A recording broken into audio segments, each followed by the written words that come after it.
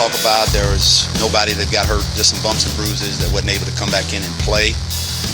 And also just want to congratulate Sean and the Rams. That's a very good football team. Played very well today. They whipped their butts. That's internal. There's a disciplinary thing. Keep in-house. Amenahu, the former late-round pass rusher from Houston, Texas, made a big impact last year, was a healthy scratch the last 2 games.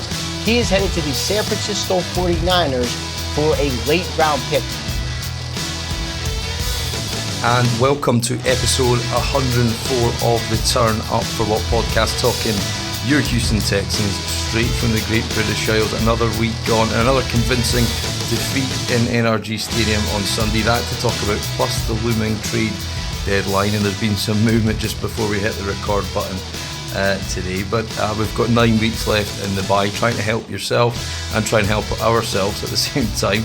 Joined this week is John for the Locked On Texans podcast. John, how you doing? I'm doing great, man. Super excited to talk Texans with you today. A lot of movement going around this team. And after the trade deadline, they got a lot of season left, a lot of games left in the season to play. So I'm excited for today's discussion. Yeah, man. Well, what did you make of Sunday then? It was that for 3 quarters anyway, was that the worst performance of the year? I'm going to say I'll still give it to Buffalo because, they didn't score many points at all against Buffalo. I think only 3 points against Buffalo was a 0. So they didn't score against Buffalo. Right. At least they, at the end, had some fight left in them against the second and third string players, but they did put up 22 points unanswered. So that's a good, I guess you could say, building block. At least they put points up, period. Against Buffalo, it was just Buffalo all game. Yeah, I suppose. I think it's so multifaceted, all our troubles right now. Just generally, what do you think of the mood in the city? Because if you look at the press box, if you see that picture of Vanessa Richardson sent out, she's the only person sitting along that front row. And if you've ever been in the press box, which I have, it's pretty big. It's a pretty big unit. So there's a lot of seats not to be filled, and then there's a lot of seats in the stands that are completely empty. And and you think, everybody says it takes a while to fill up, and it does. But that's the worst we've seen it without a big travelling road support coming into town, or transplants already living in town for the Rams. It was very, very empty, I think. And what do you think about that? Plus the sort of feeling that you get around town right now of when these results are starting to pile up a little. Yeah, people are tired of watching them. Every day on Texans Twitter, I think they're so active right now because you have fans that still want to support, and then there's fans that are just completely done and wash their hands with them, excuse me. So they're pissed off right now, critical of the front office, critical of the coaching staff, critical of the players on the field, all phases out this year. Really, to be fair, it's not this year alone. This year has just been the tip of the iceberg. But it's been a buildup, a constant buildup since Houston was up 24-0 over the Kansas City Chiefs. Since then, the moves that were made, the contracts, the free agent signings, Bill O'Brien and Jack Easterby, and even up to Deshaun Watson saying, I don't want to play for you guys anymore. That was the buildup to what we have right now. Yeah. I always think as well, I think this was maybe the only way that would ever show, it was the only sort of material way that fan sentiment could be shown, because obviously people are going to criticise them, people are going to send them emails, they're going to call them out on television, on sports radio, but how is it, and look, they still make money, and that's the thing, you've got to remember, they still make a profit, regardless if they didn't sell a single seat, but at the same time, it's sad to see because it should be a lot different, but we don't want to go over too much old ground. But I think just the way in which the last couple of games is a complete lack of talent on both sides of the ball, and then when you come up against a good team like that, then they show you for what you are. I think, and I suppose when you look back on it, and look, they've added more talent this week, but I think when you when you boil it down, there's no replacement for talent in this league, and we've just not got enough to be competitive on a Sunday right now. Yeah, absolutely. I think Houston does have an issue with. They've had a tough schedule. You opened up against Jacksonville, we get it, but then Cleveland, playoff team for last year. The Carolina Panthers, defensively, it's a tough team to play for anybody in the league. And then you have to play the Bills. That was a great team last year, and Josh Allen had an MVP type of year. Then you have to play the Rams and the Cardinals, who was a good team last year, tailed off at the end, but they were a good team last year. The Rams and how they're playing so far this year. The Patriots was still a good test for their team. They've had a hard schedule, and talent has been an issue for Houston. It just seems like since the injury of Tyrod Taylor, since Davis Mills has stepped in, the decline always happens in the second half of the games for them because the talent is, I think, getting wore out. They may be put in positions that they are playing full-time in, that they may not be playing full-time in. Then you have a defense that I think isn't doing the talent that you have on the roster too much justice. Going to a 4-3, this zone 2 defense quarterbacks are figuring out. And so it's easy for quarterbacks to kind of pick their part against this defense. The offense can't run the ball. The talent isn't what everybody else in the league has. Yeah, and how much stock do you take in the fourth quarter? Kind of, it's not a comeback, and by any stretch of the imagination, you've got a lot of substitutes out. The fact you're up 38-0 allows you to put your quarterback on the bench. It's like the perfect road trip for LA. You go and you get your business handled early, and then just slowly take guys out of the lineup. And I suppose it's kind of a bit like pre-season almost, that fourth quarter, isn't it? Because and I think. For me, that that was probably one of Mills's better performances, and it won't seem like that in the stat box. It won't seem like that, when all's said and done. But look, watching the game back in the All-22 this morning, I actually thought that was actually probably one of Mills's better performances. Now, there's lots of stuff going around them, but what did you make of the sort of fourth quarter comeback? Does it give you a positive to take to Miami, or is that too simplistic considering they took all their starters out? I think it's a good question. If the next team wasn't Miami, then I don't think it'd have been worth too much. Yeah. But Miami is a 1-17, quarterback issues, team issues, head coach issues, top 5 pick in the NFL draft. Houston has the same problems. And I say that because that could position Houston to kind of be a better team against this team. Same position, go out there and beat them. They may give you something moving forward. But if it was anybody else, no, that fourth quarter wouldn't have done anything for me. Because where was this creativity, the playmaking early in the game where you guys have struggled offensively? So I look at it like more so, is it because we're going to play Miami next, or is it something to hang our hat on? And I only think it's good because we're playing Miami. Yeah, I think the biggest positive I took out of watching the film this morning was I think Mills, and look, there's still plays he's got to come back. That interception where he's trying to roll out and throws to Amendola and he hits the linebacker from South Carolina, Ernest Jones, right in the numbers. And it was so obvious. And actually, when you saw it from the end zone view, Brandon Cooks is running across her and he's open, albeit further down the field. So, there was obviously still going to be big mistakes from Mills.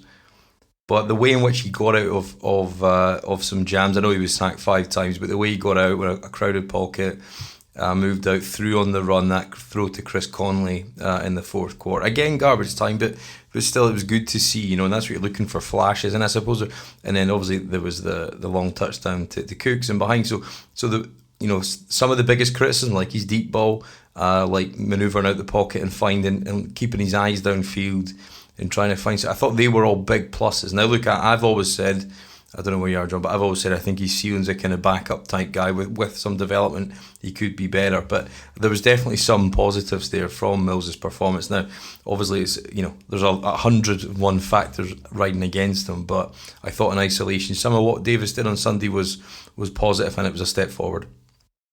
Absolutely. Now, one thing I do like about Davis Mills, and I think Houston needs to, as a coaching staff, give him more opportunity, is down the field plays. Allow him to use his arm and get him out of the pocket. He's been very successful when he's been able to break out of the pocket, whether it be by design or being pressured because of the offensive line play. But he has had moments when he was able to spin out of that pocket and make a play downfield with his arm.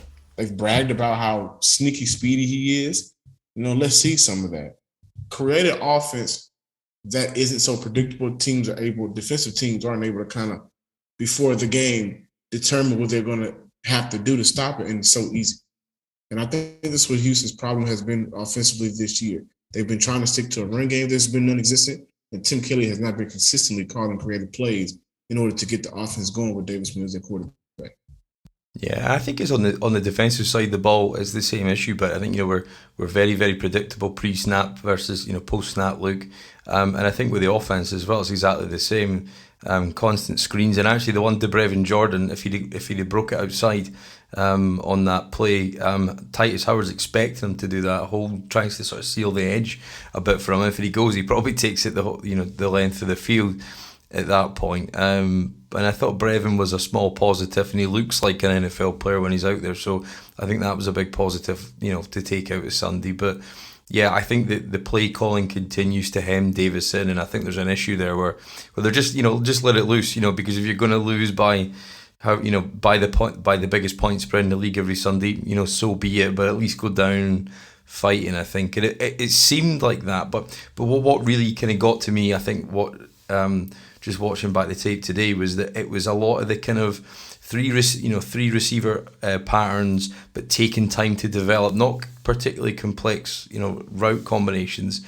But when you're up against that front that they were with Aaron Donald and Leonard Floyd, whipped up on Charlie Heck, he just didn't get his feet set, and that was one of the sacks.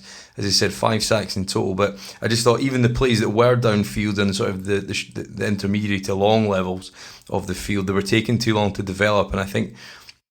And there was, and Nico again was a positive, in the ball, the long kind of pass just before halftime, before they kicked the field goal into him, and a missed field goal again by Kaimi. But I thought that there was some good positives there. But I think what the trouble is as well, and I struggle with, is it's just watching the same old stuff over again. That was the the 2 receiver route, the max protect Yankee concept where they cross over, and then whichever one hits, has got the most space, because you're asking the safety to make a decision at that point.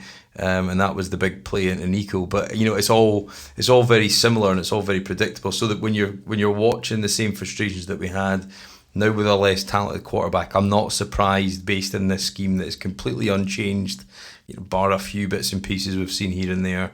I'm not surprised he's struggling, because we've seen this story play out, and I think that's probably the most frustrating kind of bits I find watching the tape, because it just seems all so familiar and predictable kind of at times when you're watching the old O'Brien playbook. Absolutely. And it felt at times with the play calling and timing of it, it felt like Kubiak's playbook. And if I'm Kelly, I'm wondering, I'm asking this question: does it make more sense to just go ahead and go make majority 4 to 5 wide out majority of the game now for Houston, because how non-existent and underperformed this running game is, and allow your quarterback, whoever it may be. But in Davis Mills is, I said the good thing that you do, allow him to go ahead and air it out more. Yeah. Yeah, I think you're right. I think because, I suppose Tim Kelly basically did that at the end of the last season, and that was the best and the most don't get me wrong, it was very unbalanced, by the football purist. It wasn't the best way to live and die on offense. But yeah, I think if you're going to persist with Mills, then instead of him having 25 to 30 throws, give him 45 throws a game till the end of the season, and look, he might throw another 20 picks, but it's all development and it's all learning, and it's all it's all giving you something to think about for the future, because if you put Tyrod back in, then it becomes more watchable in offense. But I think at the same time, it doesn't necessarily. I said last week, I thought if you bring Tyrod back in, does that help the development of Brevin Jordan and Nico Collins? And is Nico Collins and Brevin Jordan, at least one of them, have they got a better chance than Davis Mills on his own of being NFL starters for you? And the answer is probably yes. So I'm tempted to, I think they'll put in Davis next week, because I think they're feeling the pin. I think Davis will hit the bench this week, because I think they'll feel the pressure and they'll see another similar record against a team where they think they can maybe go and win. I think they'll probably go back to Tyrod this week. What do you think? I think so. I think this is a game that's more ideally to bring him back compared to going up against Aaron Donald, who got to Davis Mills 5 times. Well, they sacked him 5 times. This is a more favorable game to ease Tyrod Taylor back into. Yeah. And he's not going to be under as much pressure that maybe he would have been if it was the previous games. But Miami is a team that's struggling as well. You can kind of ease him back into it. But I wouldn't be surprised if Houston stuck with Davis Mills. And we talked about this on the Locked On Texans. Does it make more sense to allow Davis Mills to get his first career win, which is a strong possibility if they play Miami? Or do you insert Tyrod Taylor in hopes that he inspire the veterans that would be stuck around on his team after the trade deadline? Yeah, no, I think so. I think anything you do this year, it's only... You've always got to take the mindset of it's an investment in the future, and does him winning a few games give you a better idea? Perhaps, I suppose. Yeah, I think with Davis Mills, it's not really wins and losses. Obviously, he would like to get that monkey off his back, wouldn't he? But it feels like that there's a lot you just want to see continued development of it. But I suppose at some point that continuous development's then got to manifest itself in a win, because that's why he's out there. And if the team's not winning. Because I think we had, 36 drives before Rex Burkhead ran that one in. 36 drives without a touchdown. So you think on his record to date, on that alone, it's not been good enough. You think, if it was 1-8, if it was 1-8 is probably about serviceable. You can get by probably playing good defense, and if you could run the ball around that. But yeah, 36 drives without a score is it's inexcusable, regardless of anything. So I think as well, the coaching staff have got to take a big shoulder of the blame, because at the start of the season you thought this team looks well coached, but I think this team only looked well coached in comparison to Jacksonville. And as we've gone on the season, there's been continuous penalties, there's been continuous kind of breakdowns in communication in the secondary, giving up big plays, and actually the well coached solidity aspect that you thought this team might have, that was going to maybe at least make it survivable this season, has kind of completely disappeared. And I think Sunday was an example of that again. Yeah, they've been really huge on discipline since the preseason, the offseason, changing the culture, which here in town we're still trying to figure out what the basis of the culture is going to be. But being undisciplined has been an issue for this team since week one. They've gotten penalties. They've had defensive communication breakdowns, and it's obvious in the secondary how much to turn it. And then he's coming off the bench, or he's held the scratch, or this player isn't playing as much as they did last week. And Zach Cunningham, my God, his numbers have dropped in the last 4 games because he's not on the same page with what they're doing anymore. And that has all been evident as to why the Houston Texans have been having a lot of these discipline issues. There's no continuity anywhere on this team. Yeah, I think it seems like they're and Desmond King was another example. Look, I don't think Desmond King's a great outside corner. You're asking him to play man coverage, he can't do that, but he's a good zone slot corner when asked to do specific role with it on the field. And it just feels like you've got Vernon Hargreaves back out there. We've seen that again. It just feels like last season all over again. You're still. I don't think necessarily last season's has to be repeated, and it feels like that's an unnecessary. avenue that we've walked down this year. It feels like there's too much, repetition by our own choice of last year. But it certainly feels like we're not necessarily in a spot where we're taking any steps forward really. But in terms of the defense, John, what did you think of the performance again this week? Because it felt like that was probably the easiest yards when you give up 38 points when they basically benched everyone by the end of the third quarter.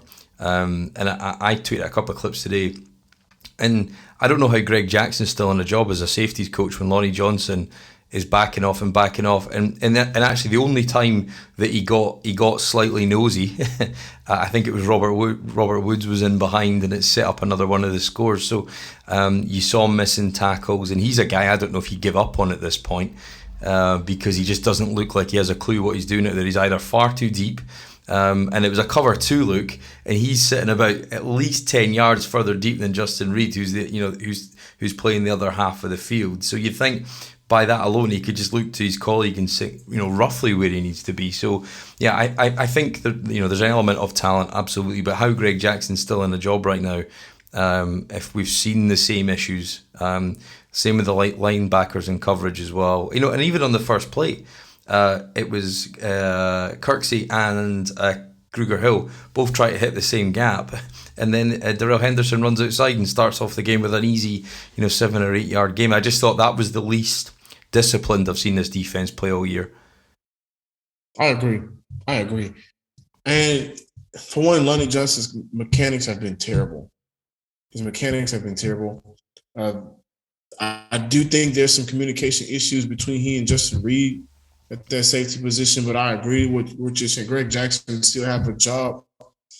I don't understand that at all. Yeah. And maybe because they're going to do justice by him, and at the end of the year, when the season's over with, we'll let them know then. But if you're in a year like the Texans are in, I think it's okay to kind of move on from a guy early on, unless you don't have anybody to replace him. But yeah. I agree. 38 points. Through 3 quarters, Matt Stafford and the rest of the guys get a chance to sit for a whole quarter, relax, bring in some food, eat while the rest of the game is going on. But it's not acceptable. And I wonder, did they make the right choice with Lovie Smith bringing him back? He had issues in college with his defense. He's having issues now. Yes, Houston has done a better job this year compared to last year in creating turnovers, but the communication errors and the big plays they gave up mirrors the same defense from last year, just changed the front. That has been an issue for Houston so far this year. The defense has been mildly disappointing. Yeah, I think it's just that the fact that it's just so simple. And I tweeted out a clip today, or just a still frame of how much space, I think it was Cooper Kupp took the reception in the third quarter. And I think Justin Reed was about 9 yards off him, and the covering cornerback who'd let him obviously come into the next zone, so therefore it's time for the safety to set up. I think it's always hard to tell the rules, and it's unless you're in the huddle or unless you're in the meeting room, you don't know the exact responsibility. So it's always hard to kind of to say definitively what should have happened. But what shouldn't happen is the best receiver on their team, and arguably having one of the best seasons of any receiver in Cooper Kupp, just drifts into that zone and he's not got anybody within 10 yards of him. And we've seen that happen. You saw that in the Carolina game with DJ Moore, consistently found that spot. And if teams need to move the ball on us, there's always easy options. That, and also the bucket in behind between the corner and the safety on the sideline. We see it every week. You saw it again this week. And it just feels like the gaping holes that are there every week. Every team can see it, but they don't seem to change much up apart from personnel doing, arguably just as bad as a role as the person did before. And I think it's maybe a case that Lovie Smith's scheme is now outdated and out of touch with the modern game. But I think when you've got simple breakdowns, I think part of it is maybe 30-40% scheme at times, but if guys just stuck to the assignment and executed in the most basic and fundamental way, would be fine. Because there was the one where Kupp ran right down the sideline. Lonnie Johnson's far too deep, comes up, misses the tackle, and he gets it again. So he misses 2 tackles, and then and it just breaks the game. I mean, the game is done by that point, right? But it's just a small example of consistent problems that are there every week, and it feels like we've got zero answer. And, a lot of that is the coaching staff, but the players have to take a fair share of the blame as well, I think. Good question. Do you think that Justin Reed is a player that Houston should prioritize moving forward? And or how high of, when you look at draft needs, how high is safety on that list for Houston? Yeah, I think Justin's a funny player because when he plays well, he often gets injured. And then he's not, he started off the season well, and we've talked about this quite a lot, and it was always going to be probably one of the bigger decisions. Look, if somebody phones up, calls up Caserio today and offers a 4th or a 5th round pick, you probably take it, because when you're rebuilding safety just by the law of team building, I don't think it's necessarily that high on your if there's very few safeties that go in the top 10 unless they're unbelievably transcendent talent. So yeah, I there's one part of me that says, well, you have to pay some guys and you have to keep some level of continuity, but I just don't think necessarily his play is warranted, because I put a clip, stuck a clip out on Twitter today, and if you watch the first touchdown where they throw it into Darrell Henderson, motions across the back of the formation, the wide receiver, I think, which was Robert Woods, goes the opposite way on the formation, and Kirksey almost gets ran into by Justin Reed.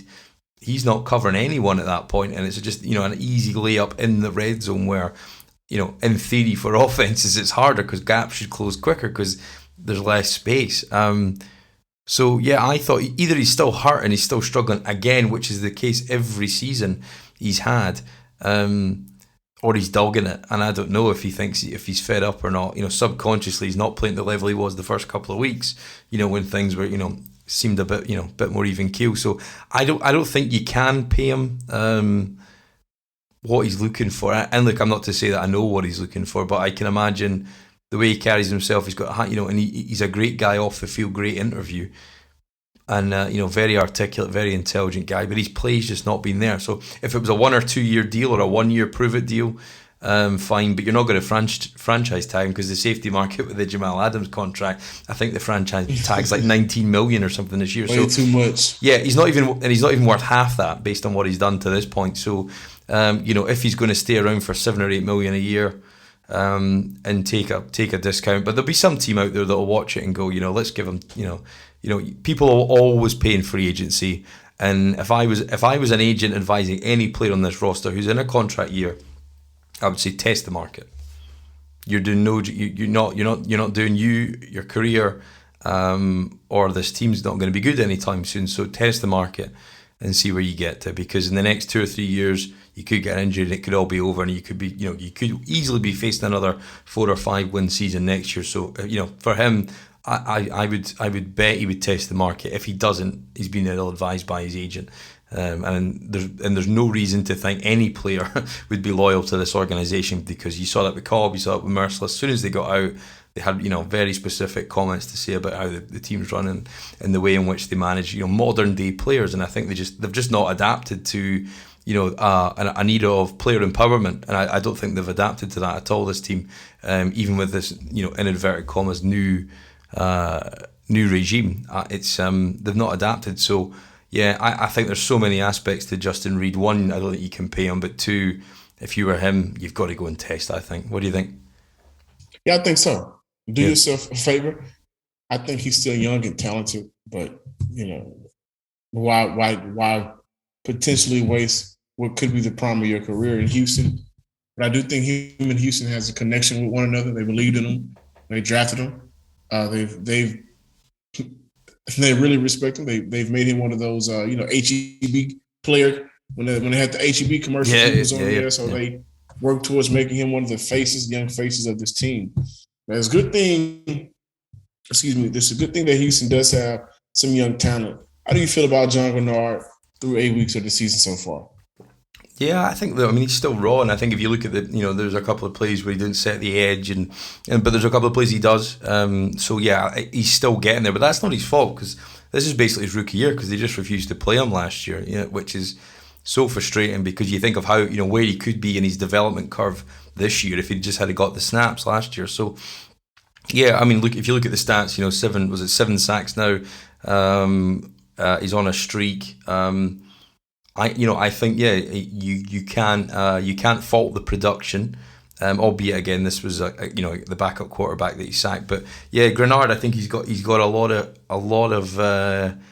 upside. I think he's probably your perfect number 2 pass rusher on a good team. Or even or a tertiary guy who comes in for passing downs, and you keep him fresh. And he could be even more productive because he's playing, only the passing downs, and he's not necessarily playing the snaps he is. But one thing I took out of it, actually, John, what do you think? And I don't know if other teams do this, and just because we haven't watched the 4-3, but why do they always play the same 4 up front and just swap Unit 1 and Unit 2 out? Because it seems too predictable, because you've got Martin, Grenard, Lopez and Malik Collins, who I think Malik Collins is actually starting to round into form a little bit the last couple of weeks, and I think he's looking like a guy you might want to keep. But then they go Menahu, who will come on to Blacklock, and who's the other one? Blacklock, and whoever's in the other last 4. Who's the one again? They put Jenkins out there. Jenkins, and then. Johnson? And DeMarcus Jalen Walker, Johnson. and Johnson's been out the last couple of weeks, but they have the 4, and then they basically just take all 4 out and put the other 4 in, and I don't know if does that help. I don't think that necessarily helps, teams, because surely it's easy. Again, it just goes back to that predictability point of this defense, that it just has one package, it's A or B, and that's all you're getting. Yeah, the team, I think. The team does have a trust issue between the coaching staff and the players, who they can trust to produce and perform more.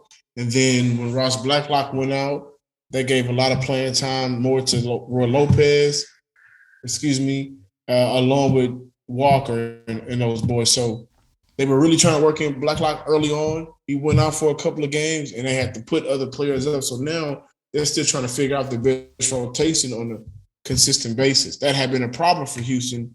I think so for half of the year so far, because of injury or because of COVID protocol.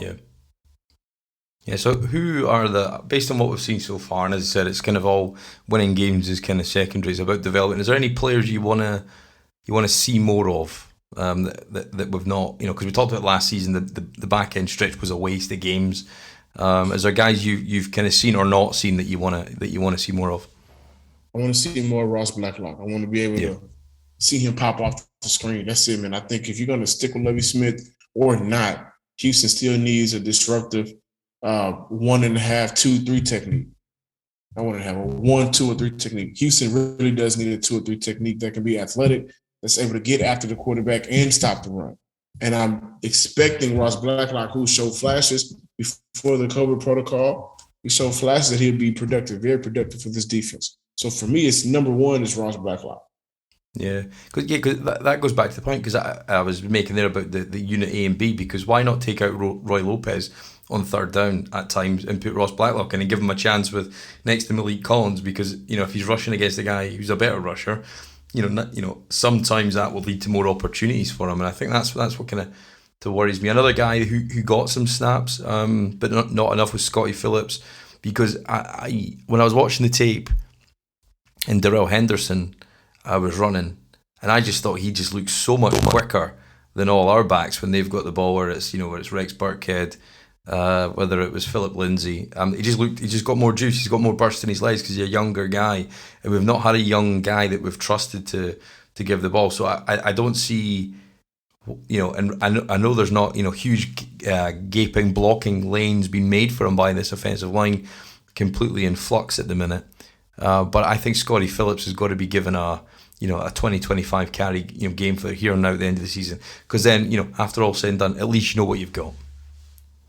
I agree. A lot of fans feel, and I do kind of a little bit, depending on how bad the run game looks on Sundays, but a lot of fans feel like this is one of those players that you've been backed into a corner to let play. You brought him back on for the 53-man roster. They underperformed 6 out of 7 games. They hadn't rushed for 100 yards. Out of 8 games, they hadn't rushed for 100 yards. Go ahead and play him. This could possibly be an Arian Foster moment, or we could all possibly be wrong. He's an undrafted player that needed a chance to play football. But at this point, you can't continue to play a David Johnson or Philip Lindsay. Philip Lindsay, I think more so you can't continue to play. David Johnson will at least give you 30 to 40 yards in the passing game. Philip Lindsay hasn't accounted for much throughout this entirety of the season. So go ahead and give Scotty Phillips some time to play football. Yeah, I think as well. It's like Brevin Jordan. Like you know what you've got in the other tight ends. Go and see what you've got.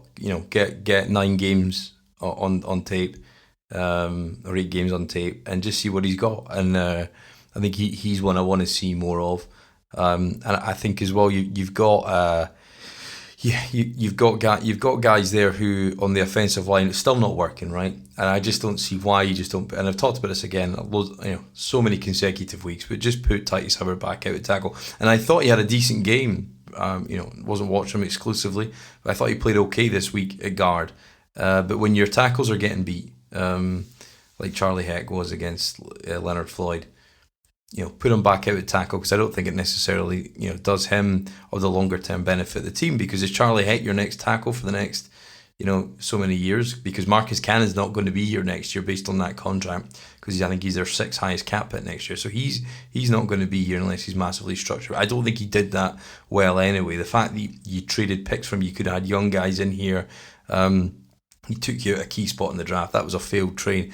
And then you've got a guy like Gary and Christian playing left tackle. He's okay. He's maybe a possible swing tackle for you. But what's the higher upside right now for this team? Is it testing what Titus Howard looks like even at left tackle, or put him back out at right tackle, versus what he's going to give you at guard? And I think that's a big thing. I don't think they'll change it though. I think there's a stubbornness here that from this coaching staff, again, similar to the previous coaching staff, that there's a stubbornness there of them. But I think beyond that, there isn't too much that you can probably see. Kevin Pierre-Louis, if he can get healthy, what's he got at linebacker? But he's not been healthy to this point. But beyond that, I think there's a couple of guys that picked up on the practice squad they've signed who may come in replacements. But there isn't a huge amount of guys that you're looking forward to seeing, I think. And I think that's the worry. But Nico Collins, I think, flashed on Sunday again. And he's out snap. He's probably one of the few players where his snaps are where they need to be. He's the number 2 probably on this depth chart. And he's getting the snaps to associate with that. But any more you want to see? Yeah, I want to see Cravion LeBlanc. Houston brought him in. He's been in the practice squad. And our cornerback situation here in town hasn't been the best. So go ahead and play him along with Jimmy Moreland. You brought those guys in. They've been on the practice squad. I think Moreland got some special team burn. I'm not 100% sure, but for the most part, they have not been featured. Yeah. And it goes back to the same point that I made with the running back situation. At some point, there has to be somebody else who can play, because your options right now aren't getting the job done. Same goes for the cornerback situation. You brought them in. I know you had to get them up to speed. They were brought in during the season, but I think the bye week is going to be very important for Houston. They'll have an extra week so they can go ahead and game plan a little bit better, look at their roster, and see who needs to finish out the season. Yeah, I think in the secondary you want to find anybody, because I think that was the frustration about Desmond King, because literally that week he'd been in front of team media. He'd been talking about, he gave the return game a lift that we hadn't had. He got more yards in the one game than Andrew Roberts had got in all the games prior, and it looked good. And and I was thinking to myself midweek, actually he's a guy you could keep, because if he is your primary returner on kickoffs and punt returns, and then he's also maybe a third or fourth guy who can come and fill in at the nickel if you need to, not an every down player, and you maybe want to have a young guy, a reasonably high pick, competing with him with that spot. But I thought, maybe he's one of those guys, and and I think just like Terrence Mitchell could be your 5th corner, but not your starting corner. So there's a couple of guys here that that are potentially potential carry-ons. I think Gruger Hill, sometimes I think he looks a player, and then other times he makes really basic mistakes.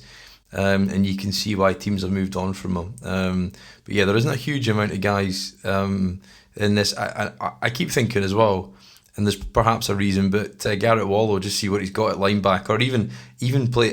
Look, I don't think he's got the athleticism to play safety. But if you've got some kind of the kind of playing the robber role, or the guy coming down into the box as a kind of box safety role, that when we picked up Jaleel Adai a couple of years ago, and he did that really well. See what he's got at that role. Find situations that you can put these guys in and play. But it feels like on the defensive side of the box, just bland cover 2, not much flex. Go a bit cover 1, sometimes cover 3. But it doesn't really feel like they're willing to experiment. I hope that changes after the trade deadline, and we'll talk about the trades now. But hopefully, maybe the trades will spur some kind of some trial and error, because now's the time for it. But I think as well, there's an element of maybe the coaching staff feeling the heat a little as well. Yeah, I think so too. Also, I mentioned the bye week, and you mentioned a good point with Garrett Willow. Also, it's going to be very important for this defense. We're kind of bagging on the defense right now, but it's going to be important for this defense and offense, but to reassess who gets snaps in what situations. I think that has been an issue, and to reassess play calling in certain situations. I think that's been more of an issue. Getting away from the run so much, allowing this quarterback, as we mentioned earlier in the conversation, to kind of rip it some more. Utilize Nico Collins a lot more in the passing game, I think, is very important. So they're going to get an opportunity to reassess players, situations, and protocol, and putting players in the best situations on the field to execute. Yeah, and I think that's kind of the frustration when you move on from Anthony Miller, you move on from even Kiki Qt in the favour of Danny Amendola. He's not going to give you that in the future, but he's out there, taking up snaps, and I think there's so few options, I think, on this team, and I think you would. Hopefully we can, go and pick up some guys from practice squads and find out what we've got. I don't think the centre, Justin McCray, did all that well. So, you picked up Jimmy Morrissey from the Raiders, who, by all accounts, people were reasonably impressed with as a draft prospect, just kind of fell down some boards for a variety of reasons. But, he's a guy there as a young centre. When the Texans took Greg Manson, put him in 2016, he had a great season. And centre's a position you can find players at all levels of the kind of the player acquisition tree, if you like. So, an undrafted guy like that, we know what Justin McCray is at this juncture of his career. Let's go and see what maybe exists with a guy like Jimmy Morrissey. So, kind of feels like he should be a singer or something like that, really, when he might have. But I think he's. There's definitely guys out there that that you could go and pick off practice squads at positions in need, like cornerback, which is the hardest position to fill in. I remember Daniel Jeremiah tweeted that out once, said if you've got a kid playing ball and they don't know what position to be in, and if it's wide receiver or corner, tell them to play corner, because there is streets and streets full of guys who could probably come and do a job at wide receiver, but people are literally looking around, looking in anywhere they can to find a corner. So I think that's a position that you can probably only address high in the draft or free agency. But, there's certain spots like safety, whether it may be centre, whether it might be wide receiver, whether it might be, even at linebacker. I'm not convinced by any of these linebackers at this stage wholly that you've got 3 guys you can trot out there. So, yeah, I hope after the bye we maybe get a bit more experiment. I know we've signed TJ Green, who was a second round pick out of Clemson, and at this stage of his career, he's probably on the street right now, for a reason. But take chances on guys, because there's nothing to lose. And trotting out Vernon Hargreaves, trotting out Lonnie Johnson at safety. Jesus, I wouldn't even mind putting Lonnie Johnson back at corner. And I know that ship's probably sailed right now, I think. But I think he'd probably be. I said that to somebody today. I think if anybody was to trade for Lonnie Johnson today, it would probably be because they can think of he's a reclamation project and putting him back at corner, because it can't be at safety. So, I just hope we go after guys and just be a bit creative and churn that bottom of the roster and get them on the practice squad in the last 4 or 5 weeks of the year. Give these guys game time and see what they've got, because we've got nothing to lose now, and we're watching the same old rubbish each week, and it feels like, don't waste the time that we did last year, I think would be my message if any of the coaching staff would dare to listen, Yeah, man. What do you feel about the Charles Omenihu trade? Yeah, we'll get on to that then. So just before we started recording right now, it just flashed up on Twitter here that Charles Menahue's been traded for future late round pick. So we've not seen that come through yet, but it's the former fifth round pick is going to San Francisco. I don't know how many snaps he'll get there. It's a quite a loaded front. You think you got you've obviously got Javian Kinlaw came out of South Carolina. You've obviously got Bosa on the edge. They've got a number of players. It was a good defense. He'll have a role, and I think what was frustrating was Charles can't really rush from the edge. He can't set the edge, so you can't play him on rundowns. But what he is good at is kind of rushing inside on a four-man front. So if he can come in and be a situational rusher for them up the middle, then yeah, I think he'll do well there. I think he's obviously butted heads with the coaching staff. I saw a couple of people. I don't know if you've seen anything concrete on it, John, but I was sort of told that from a couple of people that it was just effort and practice and general attitude. I think was what they benched him for. But it's a shame to see him go. I met him in the Galleria a couple of years ago, and I thought he was a great guy. He was a really good guy to speak with. And then that Sunday went up and strip sacked Patrick Mahomes in Kansas City and turned the game round in our favour. He's never been consistent enough, and I think that's his trouble. And that was the criticism day one. At 1 minute he looks like a Pro Bowler, the next minute he doesn't even look like he could play in a collegiate bowl. So a better coaching staff might get more out of him. I don't know, but he'll be asked to play a specific role. He won't have too much on his plate. And I think you will see him at some point in the season flash up on red zone or highlight plays and stuff. He's got that in his locker. He just isn't a down and down out player. But if he goes to San Francisco, they're probably not asking him to do that. Yeah, and I also think Houston, is moving on from a player that they didn't bring in. I mean, who was a O'Brien guy, a Brian Gain guy. Yeah, so they're moving on from a player that they didn't bring in. They're gonna. What they've been doing, trying to reshape this locker room in their best image. You hate to see him go. He still was a talented player. And I thought that defensive line looked better with him on the field at that 3 position. Yeah. Whenever they just, kind of utilized him more after the Whitney Merciless releasing. They never was on the same page. It was, like you mentioned, effort, issues at practice. He seemed not to want to be there. They seem not to want to maybe put up with a player that they didn't even invest in the first place. He was taken on. So, I wish nothing but the best out there in San Fran. He's a player that, as you mentioned, he'll flash a game here, play here, drive here. Never been too consistent, which is what we wanted to see in Houston. But you're adding him to a defensive line that's already pretty good, then they'll only get better. Yeah, I think when you look at the compensation, or when we finalise it, it's been referenced as a future pick. So I don't think it'll be. I'll not be in this upcoming draft. It would seem. So you're probably looking at a 6th, 2023 pick. Probably, I would suggest, and that's probably about right value based on his production. I think it's. But yeah, it's a shame. I think when you see it's just more players that probably you could have moulded into something, but you failed to do that, and he'll add to a long list of guys that should arguably be here and could have been a lot better than what they have been. Yeah, and Houston has had a problem with drafting players like that. Within the last few years, they've had Deontay Foreman. That was an issue. We thought he was going to be better than what he was. Kiki QT, Charles Omenihu, and all of these guys are actually Texas-born guys. Yeah, which is kind of funny. But the Kevin Johnson, which was always a big issue because you drafted Kevin Johnson over Marcus Peters. The possibility of what Marcus Peters could have done for that defense at the time. It's kind of funny, but I think if we're able to see that, then GMs who've been in the league 20 plus years, they're able to see that as well, which is probably why Nick Caserio has been trying to kind of stock up on as many picks as he needs for this upcoming draft, because this will be his first full availability draft to get the guys that he wants to come in that he wasn't able to get this past draft because of how Bill O'Brien, Jack Easterby, and the rest of the guys ran this ship before he got to town.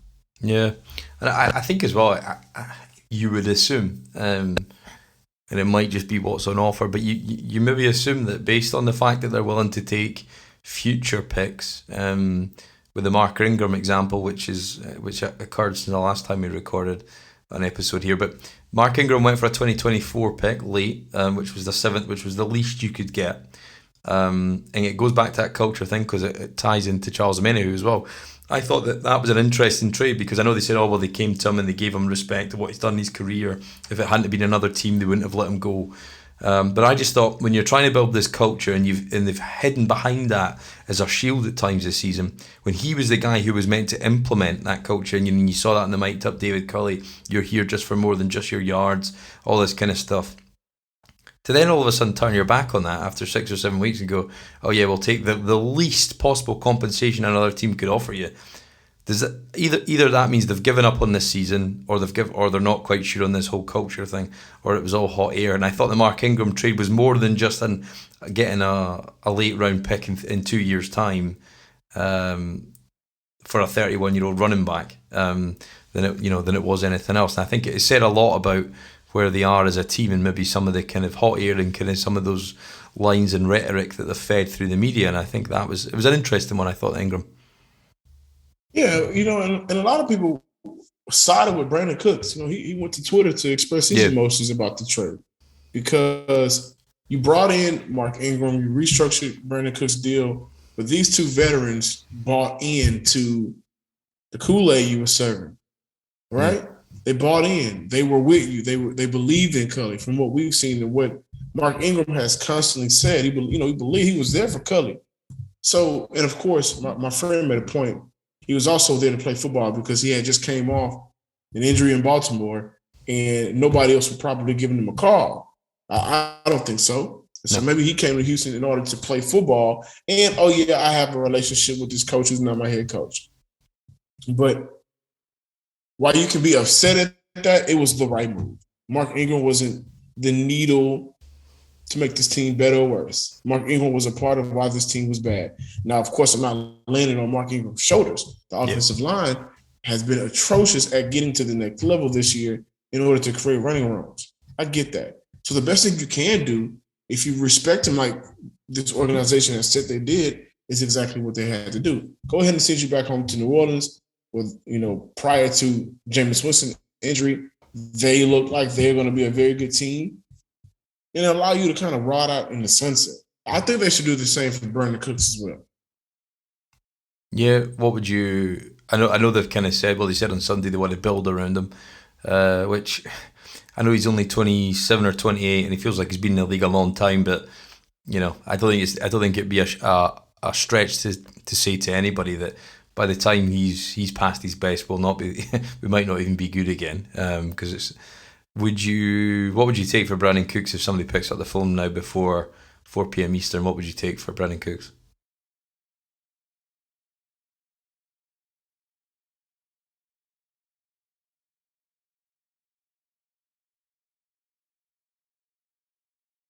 Done. yeah, take it. Yeah, I would take that. Yeah, it's probably on the lower end maybe, but when you traded a second for him, but yeah, I probably would take that. I don't see why not. Yeah, I mean, look, he is your offense, and you will have to make it even worse to watch this year. That would be a hard one to sell the fan base. I don't think it will happen. I think I would take that. I think if they were to trade him, they would have to get a 22 third to do it right now. Yeah. And that was my next question. Does Houston prioritize the immediate draft for certain players, depending on, the compensation that they want back? For instance, Brandon Cooks, we need something in 22. Cunningham, we may need something for 22. You're okay with who going for something in later years. But for certain players, we need it immediately for this upcoming draft.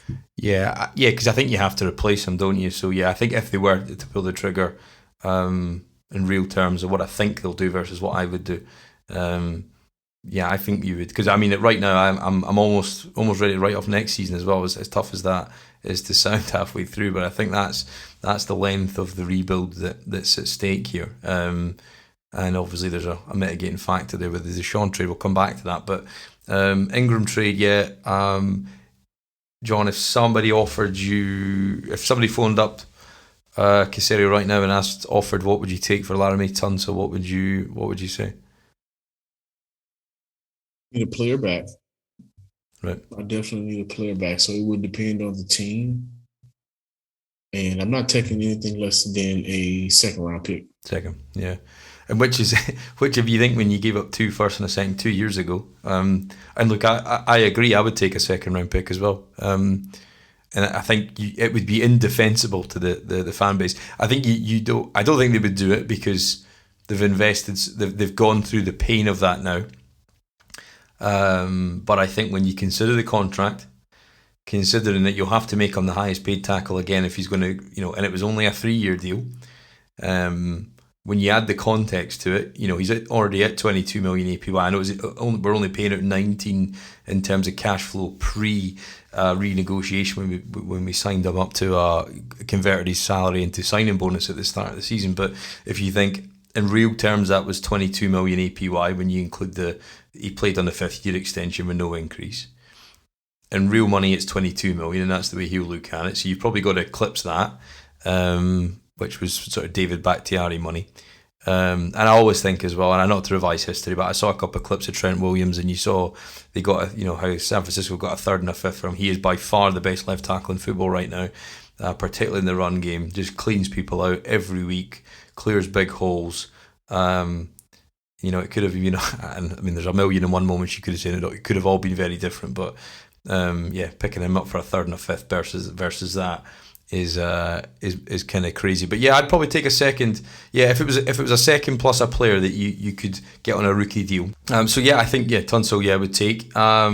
In Jordan, so Jeremy Fowler of ESPN tweeted a couple of names. I'll give you them. Let me know what you think you take from Jordan Aikens. A 5th rounder, 5th to 6th rounder. Yeah, even in future years. Yeah, I don't think he wants more than a 56th round pick. Yeah, he's 29. It's on the team that wants him. How much in need are they for a player like Aikens? But I can't see him going higher than a 5th round pick. Yeah, and Green Bay are in need for a tight end, I think, just now with Robert Tonyan getting injured. So I know they sort of sniffed. Yeah, so they sniffed around Will Fuller last year. Wouldn't give up more than a 3rd. So you think maybe a 6 is kind of in the right realms for him. Lonnie Johnson was a name. I'd be surprised if he got anything for him. What would you say Lonnie was worth? Hypothetically speaking. Well, hypothetically speaking, because I don't think nobody's going to trade for him. No. I could be wrong, but I would say a 6th or 7th round pick. Yeah, I think so. And the same with Philip Lindsay as well. He was another name there. I think a 6th or a 7th future is about as best you can hope for. Like 23 or something. Yeah. Like that. And Zach Cunningham was another name. I think based on his contract, based on the dead cap hit you'd have to take, what would you think Zach Cunningham will be worth if some team is needing a line? Maybe a 3rd rounder.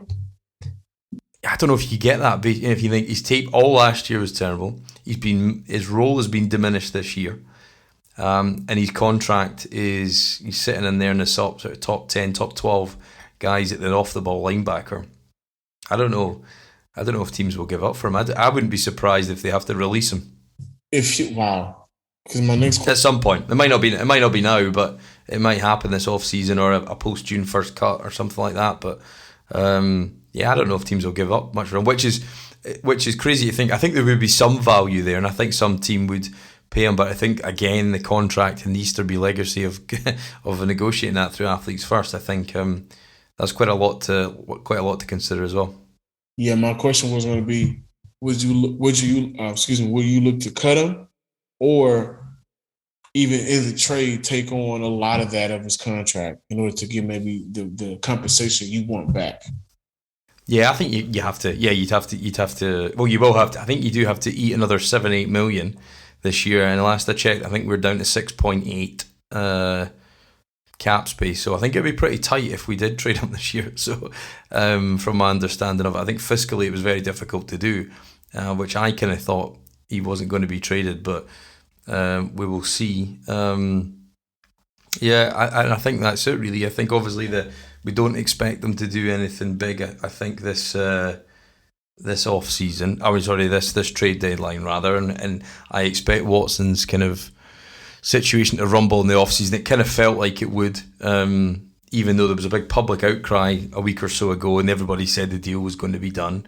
First of all, John, what do you think of what Miami has to offer, and are you comfortable letting it roll it right into the off season? Yes, simply because it would have been different if Miami was a better team, but Miami may pick 2 and we pick 3, or vice versa. So I think you're going to get that number 1 pick back.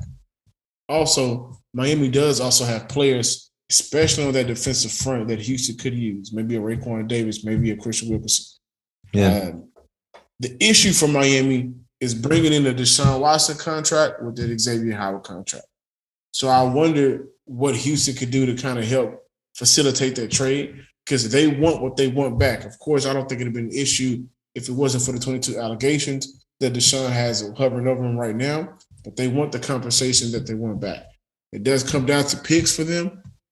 After that first-round pick, does it get better for Miami? But I think being able to pick within the first top 5 in the NFL draft that has a lot of talent coming out outside of the quarterback position would be great for Houston, and I would request a player back as well. Yeah, because I think the issue with the Miami offer is I just don't think they've got enough to offer us over the next 2 years, because it's the San Francisco's pick they've got this year, not their own. That their own pick, and their 1-7 record is similar to us, is sitting with the Philadelphia.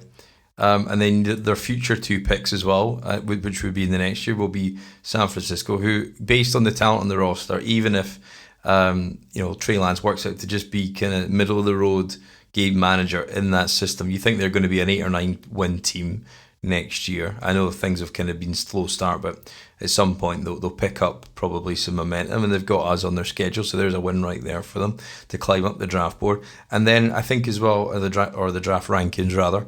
And then Miami, if Deshaun's there, you think surely that they'll be an 8 or 9 win team again. So then you might end up with 3 picks all in the 20s for a guy who's worth a hell of a lot more than that.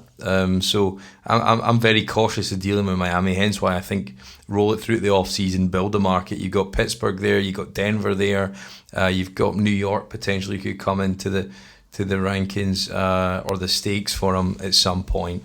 And you never know what's going to happen. I think with anybody, New Orleans could be making a call tonight. I know they don't have many picks. I know they don't have any cap space. So seeing that happen right now, it would be very difficult. But a lot can change every Sunday, and I think just Caserio's, needs to just, and I think he knows that, and I think he's been described as like the least emotional partner out of it. He's inherited this situation, so he's very matter of fact. So hopefully he can see this through and just let it rumble out and end up in a position where we wait for the market to come to us and don't make a move now, and feel comfortable that you can do that now. Look, there's 101 legal issues and wild assumptions that people have thrown at me and as a consideration in the matter, but I think you've just got to assume all things are equal and he will play at some point. Because you're giving them to a team, or you're selling them to a team for a price, who ideally are going to get 10, 12 years production out of them. The next 2 or 3 might be a little bit rough at times, but he can still sling the football regardless of his kind of chosen behaviours off it. So I think you've just got to let this one kind of settle out really, and hopefully you let the market come to you, and things might, people might get a bit more certainty over time. And as well, I think from the no trade clause point of view, I think you shouldn't underestimate how much time will unsettle his side of the table and maybe change their opinion on where and when they might go. Because a year's a long time in the game not to play. You're easily forgotten by the media, by fans, by networks, by sponsors. So it's in his interest to get playing at some point. So I think just hold. It's a rare asset to be selling this guy at this stage of his career. So just let it play out, and let the market come to you would be what I'd say to Nick. And I think he thinks that. But what do you think, John? Yeah, and for Casillo, I think that's the best option as well. Wait till Yeah. the summertime because right now it's kind of a force.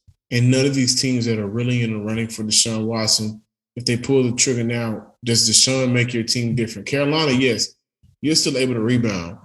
You need a quarterback to fill those holes. Other teams like Miami, and I would say Philadelphia, even with Denver, they need more than that quarterback. And I don't think Deshaun Watson would immediately move the needle for that team for this season. So waiting for the offseason is best for, I think, Casario.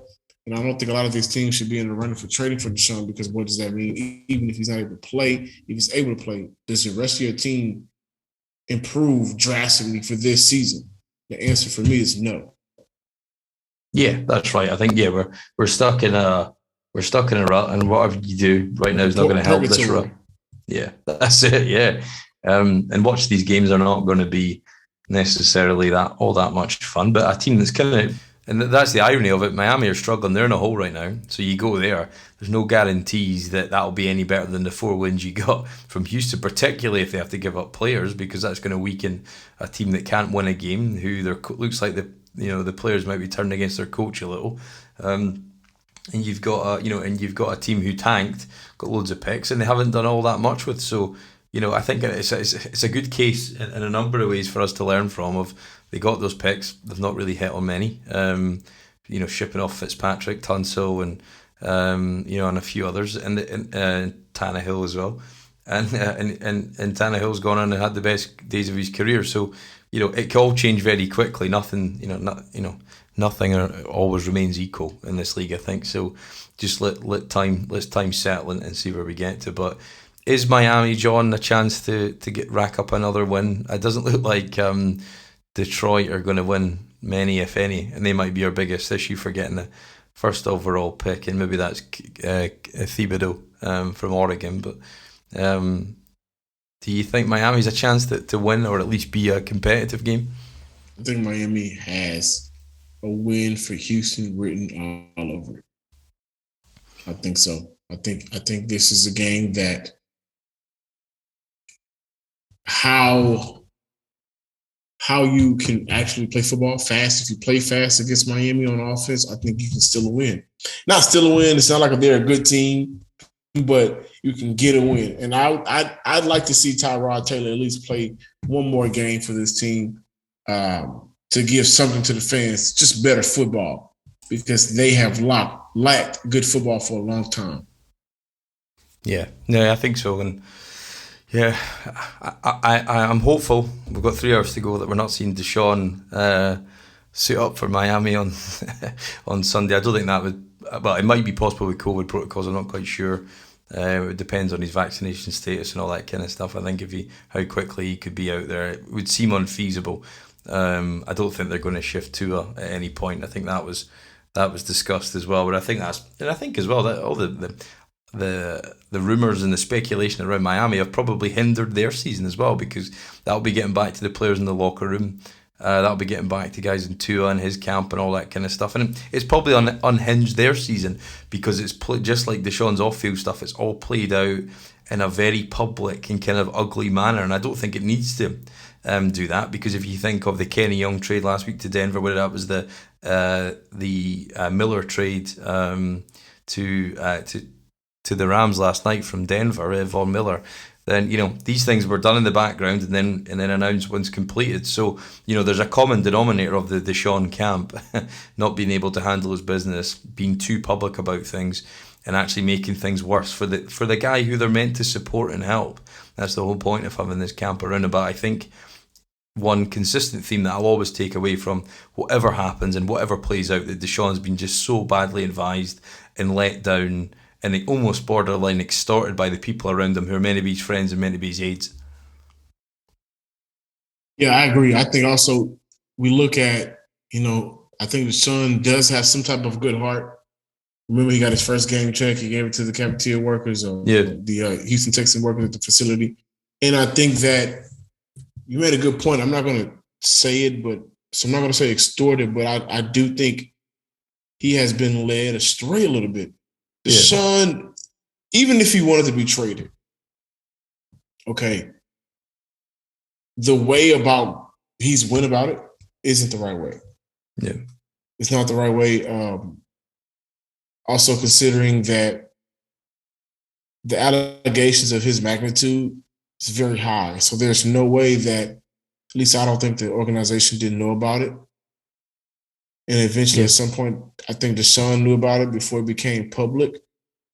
At this time, I don't think this is the perfect spot for you to be putting yourself and isolating yourself the way you have. Yeah. Especially considering with everything going on outside of football and in football as well, as we look at the Washington scandal. So the situation could have been handled differently. I do think so, and that's why I think his management failed him. They mishandled Deshaun Watson in this situation. Yeah, I think so, and I think as well that, like as you said, and when I said at the start, I mean by the people around them, rather than but I think it was a mishandling of it. Yeah, as you said, I mean the arrogance to ask for a trade when you knew this stuff was coming down the pipe in some shape or form, when you probably knew he was doing these things, or you had some inclination of what he was spending his spare time doing. Whatever the God's honest truth is, we'll never really know, and that's that's not for me to judge, or that's why there's a sort of court system in place to level that one out. But I hope when it's all said and done that and I think it's gonna run on. I think I'm sick of talking about it. It's completely killed this season, and I think whether people will admit it or not in the building, that cloud that's hung over this franchise has killed it. Whether it been player acquisition in the off season, whether that been the way they defined the strategy. And look, I don't agree with Casario's strategy. I don't think he's done anything particularly great yet to improve this football team. And the results have spoken for that. But what they won't admit is the fact that they had this issue to deal with, and actually it hindered them from operating like a normal franchise. And they were almost put into the wilderness, if you like. It's kind of similar to the Ingram example you mentioned earlier. And they were as Philip Lindsay called it, the scum buckets. And it was literally the last port of call where you could maybe get a deal to stay in the league for most guys. A couple of guys, if you're going to be a guaranteed starter, you can get some tape and potentially get yourself a move out of here. It's like Malik Collins signed to one of the earlier signings. He's played better. If he can continue his trajectory, keep him. But he might not want to be here, and I think they'll never admit that. But until you can move on from this sort of mire we've been stuck in, and the biggest reason for that's the Deshaun situation, then we're no better off. And that's the worrying bit. And everything this whole season you've been as well hitting fast forward on, because we've not really achieved much apart from Jonathan Grenard and a couple. But if there was anything, John, that you would do to take from the Deshaun angle aside, is there anything you would do to try and move this forward, or what you think some positive next steps for this team is to try and get back to competitiveness? Revamp your culture, which is something that they've been trying to do. I only think there's two cultures you can have in the NFL and sports in general: winning and losing. So you got to win. Winning cures all. Yeah. And the way to get to that is, number one, this draft. This draft is very important for Nick Caserio, because you'll be picking in the first round of the draft for the first time as a team since Titus Howard, top 5 for the first time since Jadeveon Clowney. So they have to scout very well. That's number one. And also the players that you've evaluated throughout this year that you believe you can bring back and even get them to a higher level, make sure you lock them in. Everybody else, we had a great run with you. Maybe not a great run, but thank you for being around. But it's time to move forward. And also, there has to be some trust between this head coach and the players. I don't think it's there anymore. I think that his inexperience has shown way too many times, which is okay. But some of the things that he's shown his inexperience in as a head coach is unacceptable. And we need a clear-cut face of who's making the calls, who's pulling the strings behind the scenes. Is it really David Culley, no more so than Nick Caserio, who really wants to go through his evaluation? Remember, he was a scout at first. So he still wants to evaluate this team from a general manager standpoint by seeing players play on the field. I think that's why we were seeing the mix-up of Lonnie Johnson and other safeties back there, because maybe he needs to get another opportunity before we say, no, we need to address this position higher in the draft. But I think that's it. This draft is going to be key for this team, which is why they're looking for what they're looking for back. And I don't blame them. I don't at all. Caserio has to make a stamp moving forward. And it starts with the 22 draft. Yeah, I think so. And I would I'd implore them to trade back as many times as at least once. If you've got one pick, in the top 5 or whatever, if there's not a guy that you're sold upon, I think this team could benefit from, 2 players. And you saw the Colts do that, and and that was their one good draft under Chris Ballard. But what they did was they traded out at the back end of the first round and got and got some picks at the top of the second round. So.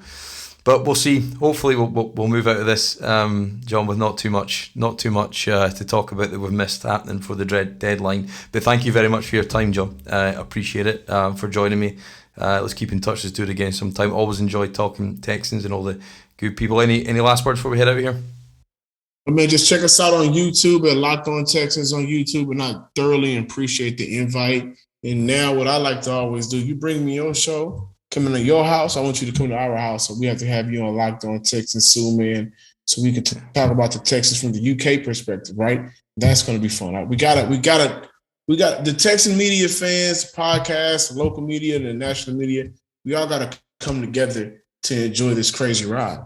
That's it. Well, anytime. I've had both you and Cody on now, so happy to repay the favour anytime you want. So, John, thank you very much for your time. Thanks again for everyone for listening this week. We'll be back again next week, talk Miami and any further trades that may leak out between now and the deadline. But if you haven't already, check out stuff at podcasttexans.com. Give us a share, like, subscribe on YouTube if you're watching this. But thanks again for listening, and we'll speak to you again next week.